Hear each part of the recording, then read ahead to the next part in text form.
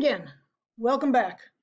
So during part one, we talked about exploring your different options and making sure that you were prepared after selecting what you want to do, that you've taken the right test and did the right opportunities to figure that out. Now I want to talk a little bit about the actual college application process, because many of you are going to choose some sort of college for continued learning. So all colleges have their own websites, and you'll basically can just Google their website, and then everyone, and this is an example of you and I, have a link where you just will say apply or freshman admissions, and then open that up and it says apply. And all you have to do is go into that part of it and fill out usually you have to create maybe a username and password, some kind of an account, and then fill out some basic information, what you want to major in, etc. Sometimes there's an application fee, sometimes it's free. Morningside College would be free, for instance, or Western Iowa Tech. But some colleges might charge an application fee of $15, $20, something around that amount. If you absolutely cannot afford it, if there's some kind of hardship, you might be able to just work with the college and they might waive the application fee, or they may bill it or defer it to billing if you end up going there in the fall. But that's something you'll have to work out with your college. Aside from the individual online websites, you can also go to this site. It's called thecommonapp.org, and it is one application called Common App, as in common application. There's lots of colleges that will accept this one application, and it will tell you as you explore and go into the page which colleges accept it, and you would click off those colleges that you want to receive that information, and it would save you having to repeat a lot of writing, reapplying to each of the colleges with the same information. It is a kind of a one application, and even the Iowa State schools are on this. So if you are intending on putting in a lot of college applications, this would be a really good site to use. If you're just going to apply to maybe one or two colleges, then I would encourage you just to go ahead and just go directly probably to the college site and apply. You want to maybe apply to a couple of different colleges, keep your options open, even if you think you know where you want to go. A lot of times people do change their mind, or they get offered more financial aid or scholarship money from somewhere else. So you do want to maybe apply to a couple of different schools, maybe have that dream college, maybe have a backup college, kind of one that you know you can get into, but you're not sure if it really excites you. But who knows, after maybe making some visits or seeing what kind of financial aid they give you, you might change your mind. So it's really important to go ahead and apply. It's not too early to make that application. Also, usually, aside from just an application, the colleges want to see how you do. They want to know your grades. They want to know what classes you took. They want to know your GPA and class rank. That information is of course, provided on the transcript. And the way that you're going to request transcripts to be sent to your colleges is through the Navigator program. That's the program last year you had to do some interest inventories on, and you're going to use it this year to request transcripts to be sent to the colleges you're applying to. So if you would go into your Clever account, you will go to that Recruiter Navigator icon, and this should look familiar to you. And when you get there, you will see down the left-hand column a thing that says Plan for Education, and you would actually click that on, and you would hit, you go from there to find schools underneath that, and then you can filter options and actually put in the college that you want and do a search that way by what state you want to use, if you want a public or private, maybe by major. It would narrow down those schools for you. And once that college comes up, you will see a whole bunch of information about the colleges. But then you go to this little button here, this link that says College Actions, and you would click that, and it will say Send My Transcript. So it would look like this, and once you hit Send My Transcript, it comes to this, and you will want to hit that first one, Transcript.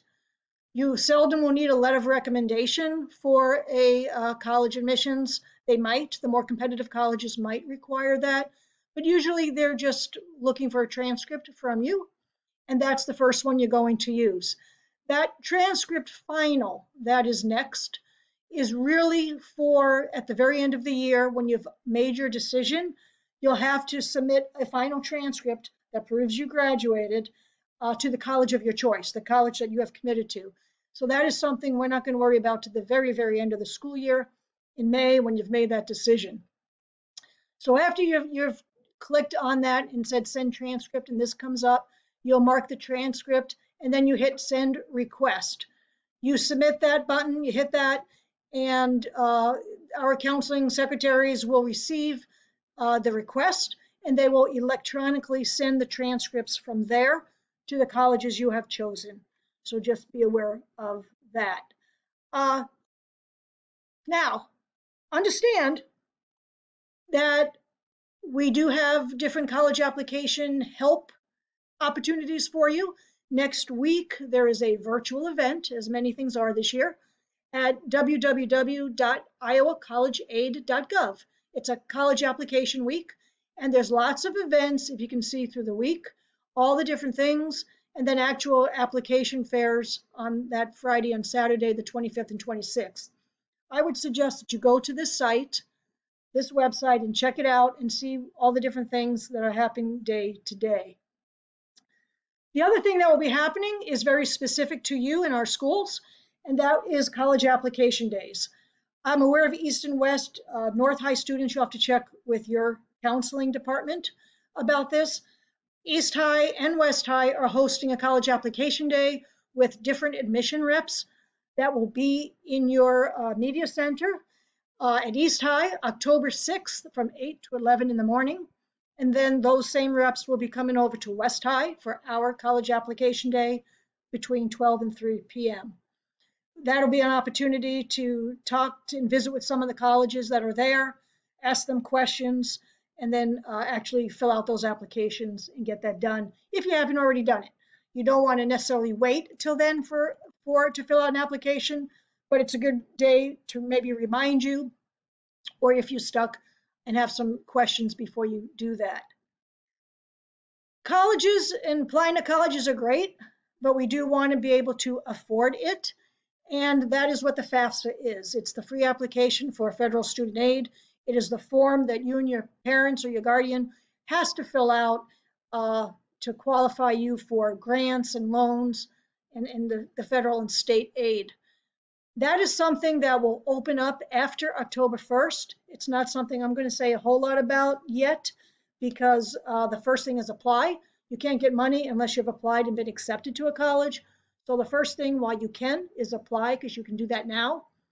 And then after October 1st, we'll be talking about getting that FAFSA form filled out to try to qualify you for some financial aid to help pay for college. It's very expensive. One of the things you certainly could be doing now is getting the FSA ID done, but I'll come back to that in a minute.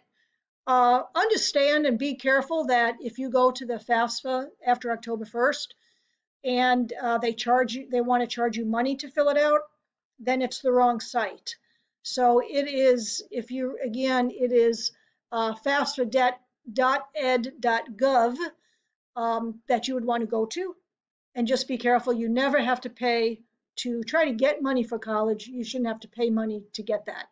You shouldn't have to pay for that. So those are scams, what we call scams. So be careful of that. Many organizations will happily take your money and help you find scholarships and money to go to college. That is something you can do and that we can help you do for free. Just talk to your counselors. We are awesome. The FSA ID is something that you can set up ahead of time, and it's just like a username and password so that you can get into the financial aid site. You'll need one, and the parent who's going to be filling out the FAFSA information with you, they will also need a FSA ID as well. And you can go in and check on that and talk to your counselors. Can get that done ahead of time. The website where it gives a lot of information, www.icansucceed.org, has more information about that as well. Now, financial aid is scary, and a lot of times people want help because they're not used to do it or they're overwhelmed with it. After October 1st, ICANN at the icansucceed.org site, we have regional reps representation for ICANN, and they will help families fill out their FAFSA through individual appointments. And it's all virtual. It'll all be virtual, and it's only going to be done through Zoom. And between 8 and 4:30, you can sign up with an ICANN regional rep. Again, you go to this website and schedule an appointment where it says schedule now. You'll go to the Sioux City site and somebody will help you. So that's just something down the road to be aware of. Be aware also that later on we'll also hold a FAFSA completion event where we can help you on campus at your schools, help you fill out your FAFSA with you and your family. East High is having an event on October 5th. Talk to your counselors about that event. West High is November 12th.